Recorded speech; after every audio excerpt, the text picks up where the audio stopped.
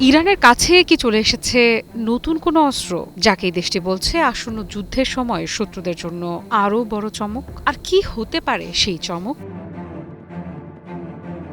সাম্প্রতিক যুদ্ধে যুক্তরাষ্ট্র ইসরায়েলের বিরুদ্ধে সামরিকভাবে একের পর এক চমক দেখায় ইরান। তবে এবারে ইরান যে চমক দেখাতে চলেছে তা আগে কখনোই দেখেনি বিশ্ব। যুক্তরাষ্ট্র যুদ্ধবিরতি ভেঙে আবার হামলা শুরু করলে ইরানও দেখাবে আরও বড় চমক, এমনটাই জানিয়েছেন ইরানের পররাষ্ট্রমন্ত্রী আব্বাস আরাকচি। কি সেই চমক? নতুন কোনো ক্ষেপণাস্ত্র, গোপন সামরিক প্রযুক্তি, নাকি এমন কোনো প্রতিশোধ যা বদলে দিতে পারে পুরো অঞ্চলের শক্তির ভারসাম্য?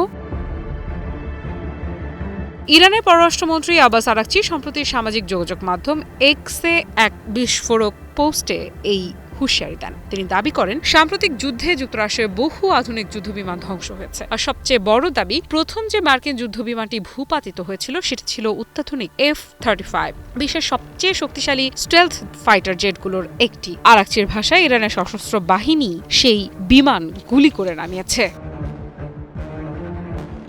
এই দাবি যদি সত্যি হয় তাহলে সেটি শুধু সামরিক সাফল্য নয়, বরং যুক্তরাষ্ট্রের জন্য বিশাল কৌশলগত ধাক্কা। কারণ F-35কে দীর্ঘদিন ধরে প্রায় অদৃশ্য যুদ্ধবিমান হিসেবেই দেখা হয়। রাডার ফাঁকি দেওয়া, দ্রুত হামলা চালানো আর আকাশে আধিপত্য বজায় রাখার জন্যই তৈরি এই জেট। সেই বিমান যদি সত্যি ইরান ভূপাতিত করে থাকে, তাহলে প্রশ্ন উঠছে, ইরানের হাতে আসলে কি ধরনের প্রতিরক্ষা প্রযুক্তি আছে?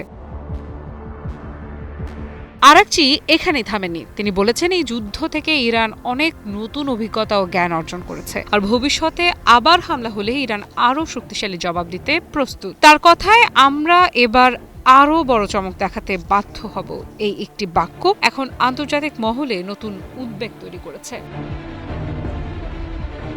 সংঘাতে শুরু চলতি বছরের ২৮ ফেব্রুয়ারি। দীর্ঘদিনের পরমাণু উত্তেজনার পর যুক্তরাষ্ট্র ও ইসরায়েল যৌথভাবে ইরানের বিরুদ্ধে বড় সামরিক অভিযান শুরু করে। একের পর এক বিমান হামলা, মিসাইল আঘাত, গোপন সামরিক স্থাপনায় বিস্ফোরণ। মধ্যপ্রাচ্য তখন কার্যত যুদ্ধক্ষেত্রে পরিণত হয়। প্রায় ৪০ দিন ধরে চলা সংঘাতের পর ৮ এপ্রিল যুদ্ধবিরতি কার্যকর হয়। কিন্তু সেই যুদ্ধবিরতির মাঝেও উত্তেজনা এক মুহূর্তের জন্য কমেনি।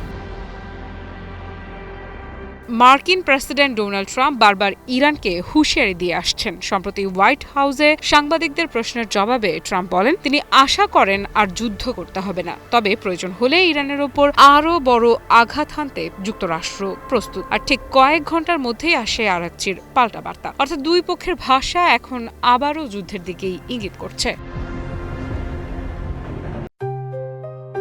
JBS holdings limited.